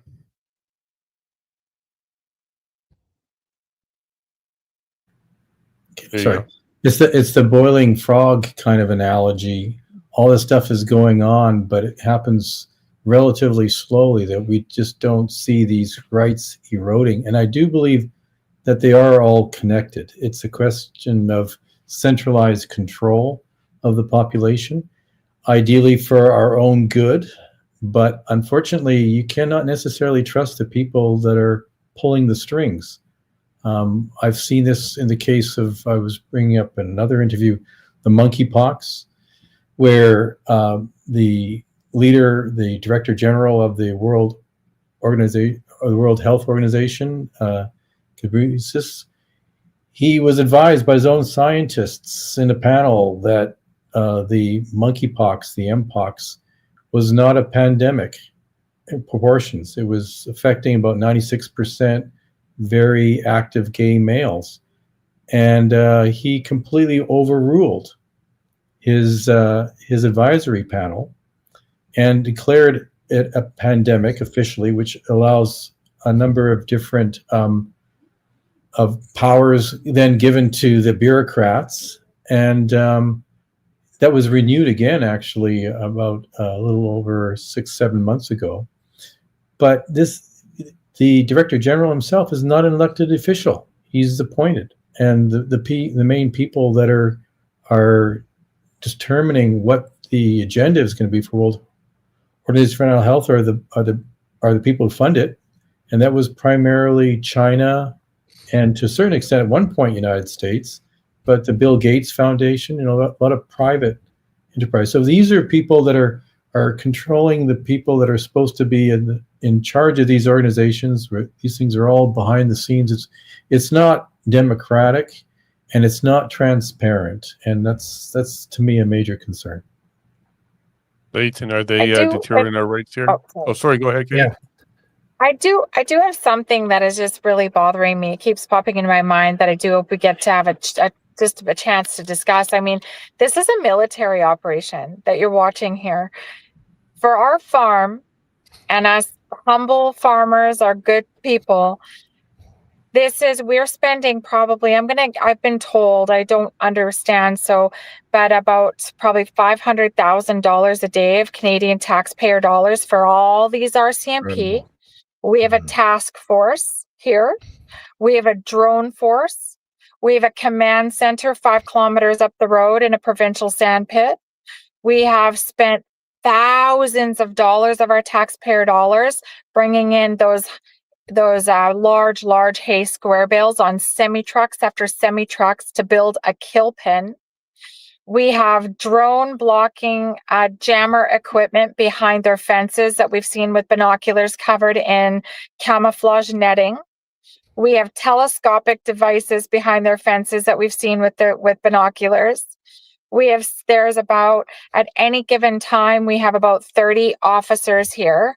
And we have the Canadian Food Inspection Agency here, 135 kilometers away from a major city. So they have to travel an hour and a half to get to their hotel. LOA, travel. They're all from all over British Columbia. They pulled RCMP officers. This is a military operation here for a farm that has been asking to request to test their animals. And that has to ring alarm bells across the world, because if we can get away with this right now in Canada, and they actually get away with this should just sound alarm bells across the world. What happened in Canada, the world is watching, and they're watching this play out. The amount of force, we've had helicopters. We had black helicopters flying and checking on us with spotlights at night. This is a 24-hour-a-day operation. Yeah, This is an important point. Yeah, I'll bring it to you right in a second, related because you're right, Katie. They actually call themselves paramilitary. It's been on the record in the courts many times, the RCMP. And I'm just going to read you the two oaths, so you fully understand what you're dealing with when you're talking to the RCMP. This is the oath of office, and this is found in the Royal Canadian Mounted Police Act, 1985. Schedule Section 14, Oath of Office. I, insert name, solemnly swear that I will faithfully, diligently, and impartially execute and perform the duties required of me as a member of the Royal Canadian Mounted Police, and I will well and truly obey and perform all lawful orders and instructions that I receive as such, without fear, favor, or affection of or towards any person. So help me God. That's the full oath. Now here's the oath of secrecy. I, insert name, solemnly swear that I will not disclose or make known to any person not legally entitled thereto any knowledge or information obtained by me in the course of my employment with the Royal Canadian Mounted Police. So help me God. You can see why they can't talk to you and who they actually work for themselves. And it's very clear, because this last section here, without favor or affection of or towards any persons. That's Canadians. So frankly, so without favor or affection towards Canadians. Go ahead, Leighton. Oh, I was just in sort of in response to Katie's point. There's a woman named Hannah Arendt who wrote some really great books on 20th century totalitarianism. She wrote specifically about the Nazis and also about the Soviets. And what Katie is living through right now is one of the stages of totalitarianism. So in the process of totalitarianism, there has to be a show of force. There has to be a show of coercion. And the point of that is to scare the rest of the people into not resisting. And then the next stage is then that begins to control thought. So for example, in the North Korean language, there is no equivalent word for escape. It's not in their language. Hence, very few people try to escape from North Korea. That would shock a lot of people. I'm going to quote from maybe the most overquoted book right now. It's Orwell's 1984. It reads, "Every concept that can ever be needed will be expressed by exactly one word, with its meaning rigidly defined and all its subsidiary meanings rubbed out and forgotten." So this is the implications of this are really profound, because if freedom is the ability to choose, and we could apply that to Katie's situation, she should have the freedom to choose how her farm is run as long as they're obeying the law, right?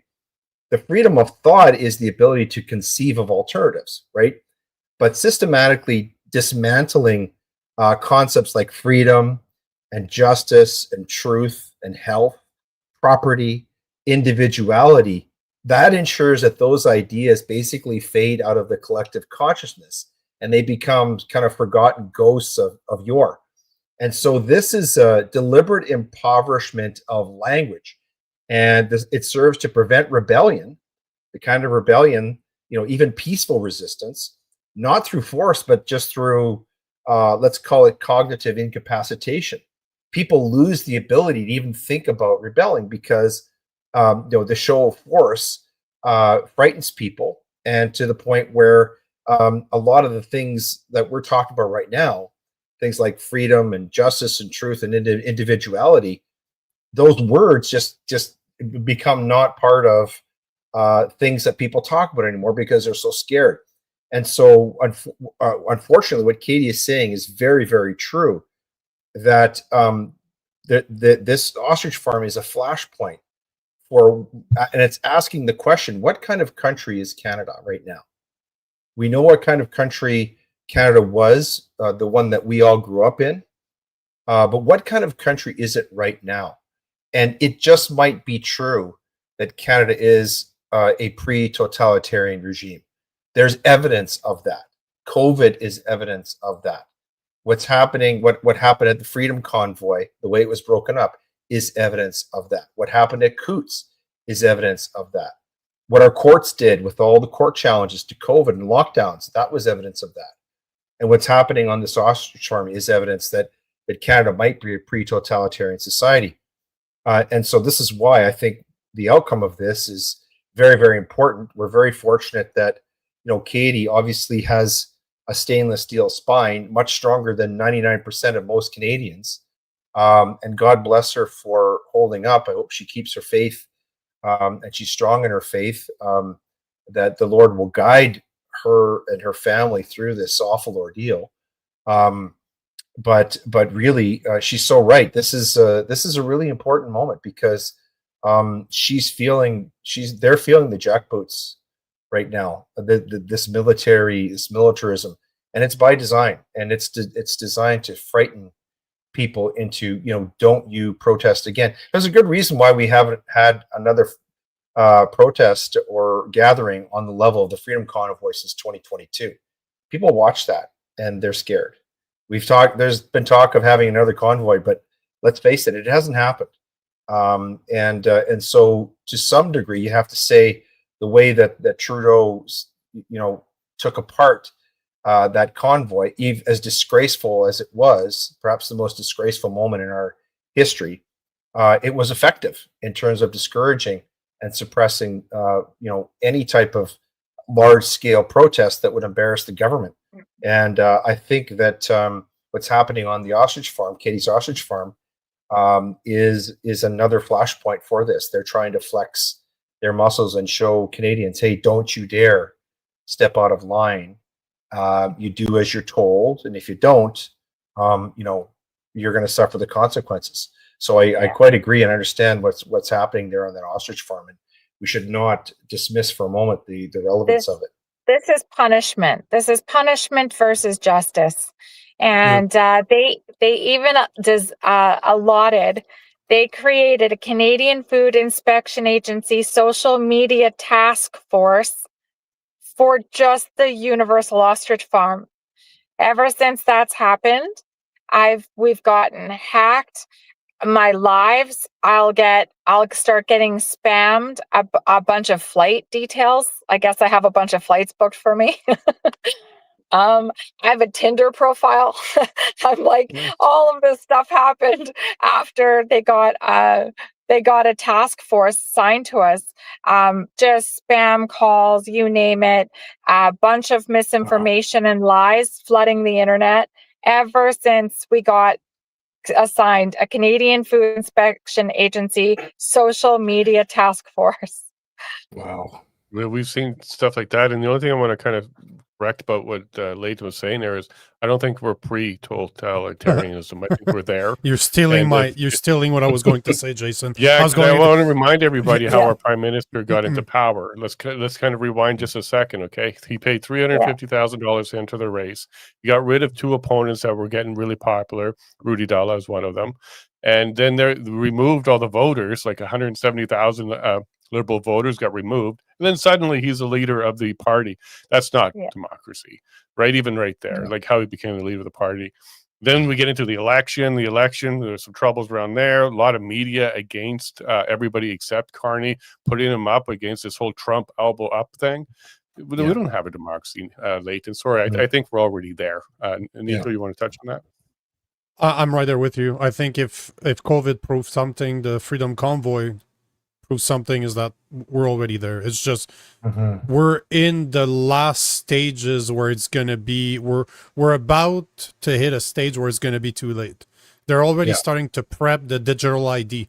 This to me is, there's a reason why they're removing the guns. There's a reason why C2, C8, C9, C63 are coming through. There's reasons why they go after farms like Katie's. They're prepping for the digital ID, and as soon as that's done, we're screwed, because it's Bill C2 that don't want transactions above $10,000. And John Carpe was saying, as soon as this is put in, there's nothing stopping them from putting that at $100. It's just an amendment. It's already in a bill, so it's already in law. You can't have more than 10,000. Whoop! Now it's 100. Now it's 0. So everything goes through the digital ID. Just look at what Starmer is starting to say in the UK. Oh, it's because of immigration. Hey, asshole! You created the problem to sell your solution. This is what's going on, and I agree with Jason. We're not on our way there. We're there. It's just a matter of, is it too late or not? To me, the digital ID is the turning point. If people sign up to this, we're screwed. Just look at what happened in Vietnam. It's not reported on, but 86 million people got debanked in Vietnam for not accepting a digital ID. They woke up a morning, boop, bank account are gone. Money gone. Why? Because they didn't take the ID. Same thing happened to a few million people in Thailand. So that's the breaking point. If that goes through, we are fucked. Yeah. Now, Katie, I do think you're correct. Like, this is the turning point. I don't want to overuse that word, but this is a turning point, because if this happens and the Supreme Court doesn't stand up and even hear out the evidence and the experts and make a just decision, I don't know how Canadians are going to respond. It's not with guns, I'll tell you that, because they tried to push that narrative in Ottawa as well, like the missing truck with 2,000 guns and all this kind of stuff. Like, that's not Canadians. But I don't know how Canadians will respond if we hear on Wednesday the leave application for leave is dismissed. And if you look through the list at the Supreme Court, a lot of them are dismissed. If it's the government that's the applicant, they sometimes hear it. But if it's not the government, it's rare that they hear it. So I'm praying for you. God kind of showed himself there when you got that stay. They were about to start calling. You guys are doing a prayer right there. We saw the live. And then boom, you got the call. The stay is in place. So I believe God's going to be trying to watch out for you on this one. Yeah, I think so too. It was a beautiful moment, and it would just finish prayer. You're right. And then I got the call from Omar, and it was a beautiful moment, especially after just having, arrests and everything we went through. And it was just, the RCMP were in tears. I mean, we've had some beautiful moments. We've had Indigenous here, one that was really abused by the RCMP, and he's just a beautiful man, older man. And he went to the RCMP and he just said, "Today, I choose to forgive you for the ostriches." And he held an RCMP officer, and I have a beautiful picture of it. And they both cried. And I said, wow, this is God's work. This is what we're doing. We are bridging borders. We are bridging the gaps in the communication and the faith, and people are just coming together in a beautiful display of unity, hope, compassion, and passion for life. And these crazy looking ostriches became the catalyst in this fight, and leading the charge, because they're unique. And they just created a global discussion, and even the left of the left and the right of the right. There's just people that have been coming together, and then that whole elbows up and all of that stuff. Everything quickly fell away when we can talk about that these animals deserve the right to be tested to prove their health. And then everybody has fallen in love with the fact that we are what you see is what you get. There's been a lot of people that's tried to discredit us, and that's okay. But when you meet us, what you see is what you get. We're a very humble, hardworking family that wants to do something great for humanity. And these animals, we really believe in that that they can do that. And that we've met an amazing new family, and that is Dr. Pelech is part of that family. You guys are all stuck with us now too, so sorry. But along this journey, we've just met the most incredible people, and we're going to be there to protect them as well. And what this has shown in moments is that we don't need to wait for our government to make the changes that we deserve. The people, us, the people, we can protect one another. We can use our businesses, our voices, and we can use our platforms to create the change that we need as Canadians. So let's not wait for the government to do it. Let's try and reclaim our sovereignty as the Canadians that we are. Bravo. Yeah, we'll certainly use our platforms while we still can. And we'll be Jason, for that. Yeah, go I ahead, just Nico. want to address one single comment because I would never. Sean Hodson is asking, "Are you not calling for violence?" And you're not calling for violence. I'm not. No I never violence. would. No. As No a violence Christian, I cannot, unless you put your hands on me, I can't call for violence. I will apply violence, but I will never call for it. What I'm saying, though, is we need to talk. I'm a conservative, and I talk to liberals every day. This is where we bridge the gap. Because this is not a political problem, because clearly Pierre Poilievre's not standing up for it, so it's not a political problem. This is a common sense problem. This is a problem of censorship. This is a problem of the Canada we grew up in. This is a problem of democracy. Does it still exist or not? So it's not political. It is just how we just need, as conservative, at least I'm talking for myself, I need to bridge the gap more with the left for the common sense lefties. I know it sounds weird. I know it sounds very strange to us to say a common sense lefty, but they exist. I know some. That's our responsibility. Violence, unfortunately, you can't out-violence the government. They have more guns than us. So we're not going to win that war. But there's a great book, Blueprint to a Revolution. If you guys want to read that book, make fun of your government. Bridge the gap with your political enemy and make fun of the government. Humor is one of the best ways to take down a government, and that's what we need to start doing. Yeah, you're right. Actually, Yeah, that's what they tried to do at Ottawa, is provoke violence, and it didn't happen. Mm-hmm. And that's exactly how we end up winning. We don't need violence for this one. They have all the guns, so it wouldn't work. Leighton, I'll come to you in a second. We've got about 10 minutes left. But Dr. Pelech, if you get the call and you got to provide some testimony to the Supreme Court, and they give you like 5 minutes, what's something that we would hear from you on that one? Well, I think that I would stress that there's a great scientific opportunity here, that it's very unique, this flock that has not been called, and that in fact there's a lot of evidence that these birds themselves can offer a solution to the problem that we have with H5N1, and that I'm disturbed that a lot of the information that's been provided by the Canadian Food Inspection Agency has been wildly speculative, not really backed by literature science. I mean, one of the last claims they made was that the virus from the ostrich farm was the most deadly virus tested on mice by the National Laboratory, Winnipeg Laboratory, Microbiology Laboratory. But having looked at the statement, I'm not even sure that they've even isolated this virus from these birds, and that what was being referred to was not the virus from the farm, but another virus, which was a pure D1.1 virus or 0.3 virus.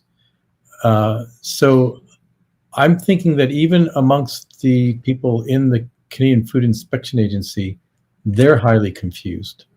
And so this is extremely worrisome, and this is why we really need to go to court and to have the evidence presented and to have the judges look at that evidence and weigh it, which is not what has happened so far. The judges have taken essentially judicial notice, just as we've seen in many of the COVID-19 cases. And if they actually look at the evidence that's provided to them by me and other experts, then I think they would come to the realistic decision that these birds do not pose a threat. This is a tremendous waste of money and resources that could be better spent in other ways to protect Canadians. I find in favor of the farm. Thank you very much for that testimony. That sounds great. Leighton, you wanted to have some final comments? No, I was just gonna mention what Nico said about mockery. Mockery of government is actually one of the strategies that Hannah Arendt points to.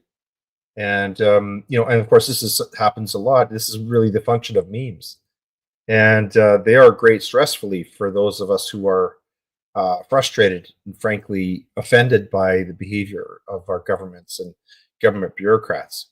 But I just have to note that I spent a lot of time in sort of the freedom community. It seems like 95% of the people in that community are Christians. So God bless you, Katie. But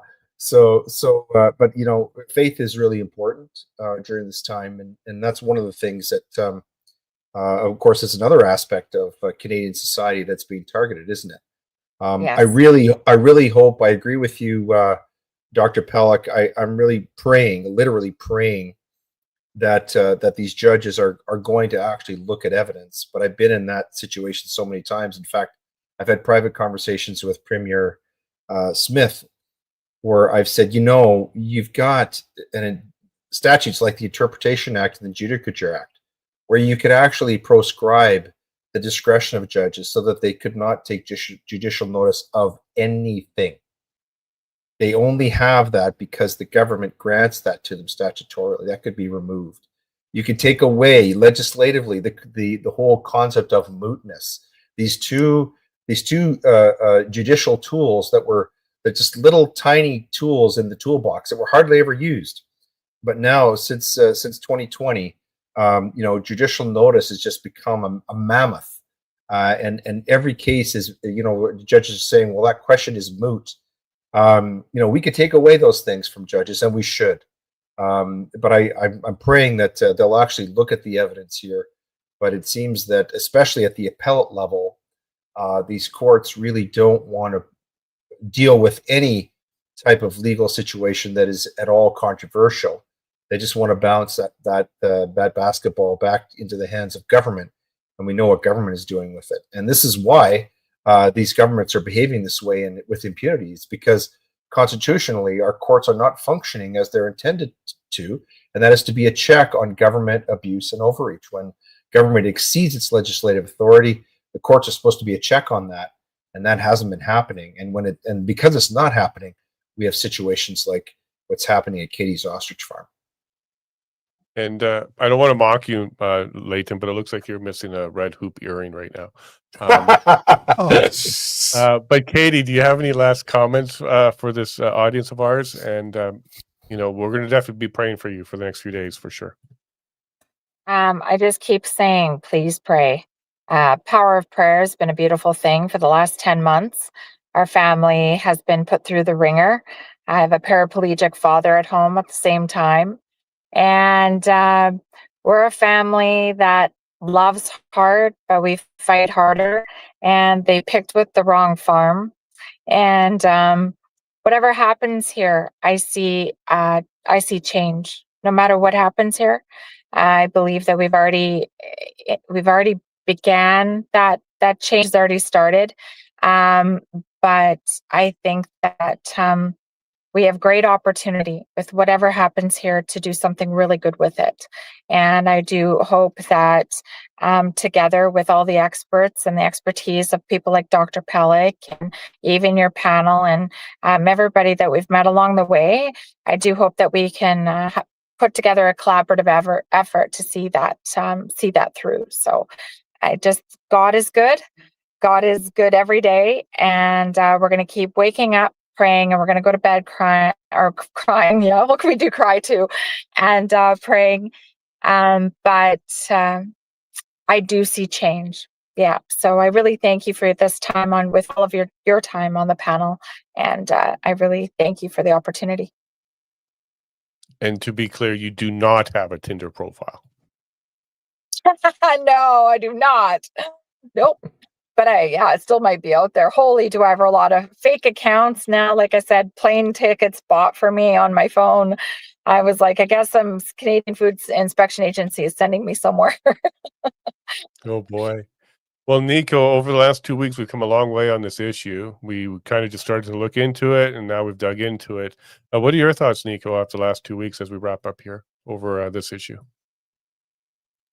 You know, I've said it from the get-go. I really don't care what people think, what the real issue is. At the end of the day, the government is overreaching. This is not a conspiracy theory. This is just facts. How do you feel about that? That is all you need to ask yourself. Are they working for us? Or are they working for Big Pharma? Are they working for the WEF? Are they working for people that weren't elected? This is the only question, because I can have all the opinions in the world, but at the end of the day, I'm a fact-driven guy, and the facts are pointing to outside sources that we didn't elect, we didn't vote for, we did not choose in any way, shape, or form. They're controlling us, and if you're capable of stepping back and looking at the censorship bill that are coming, the gun grab that are coming, what's happening to you, Katie, is just, unfortunately for you, and I'm sorry to say it that way, I don't want to be an ass when I say that, but you're just one of the many problems that we're seeing. But don't think that they're all siloed. We've become so over-specialized on everything that we're not capable of just stepping back and seeing that all those silos are all connected, and they're all controlled by people at the top. So you're just part of the cog. The gun grab is part of it. Censorship is part of it. But we need to stop seeing them as silos, and we need to start working together and have more conversations like we're having right now. But like I said, and I say this all the time, reach out. How did you say it? Hug a liberal, Jason? Yeah. As a guy that's given 4,000 or 5,000 free hugs during the convoy, during all the protests in Quebec and Ontario, during COVID, I agree, hug a liberal, because that's how we win it. We need to stop seeing it left versus right and start seeing it top versus bottom, and everything we're seeing is all intertwined. There's no coincidence. But one thing we have that they don't is faith, and we need to rely on faith day in Amen. and day out. Amen. Yeah. 100%. And we just want to kind of close with WHO plus WEF equals WTF. Like what's really going on here. And maybe we should say hug an ostrich, but don't sneak up on them, because he can hurt you. I think they're pretty fast too, aren't they? Right now you'll get taken down by all the cops. Yeah. Well, they got all those drones up there. So anyways, I'd like to thank our audience, CSIS, RCMP, CFIA. Welcome to the show. And everybody, thank you very much for joining us. Katie, I'm really touched by everything you shared with us, especially about Spirit. I'm so disappointed that we had to witness that. But it was a hen, so she won't be forgotten. Yeah. Thank you very much, Dr. Pelech. I really hope that you get on that record for the Supreme Court. Leighton, thanks a lot for bringing faith, bringing your book, and bringing your perspective to this episode. And Nico, I think we're doing something good here. And while we can, we got to keep doing this show. So thanks a lot, brother. I love you a lot. Amen. And to our audience, make sure you subscribe, like, and do all that good stuff. And share this, because these are the shows that people need to hear. Lawyer, doctor, the owner, and then a couple knuckleheads who are trying to bring out the media to you all. Love you all very much, and God bless.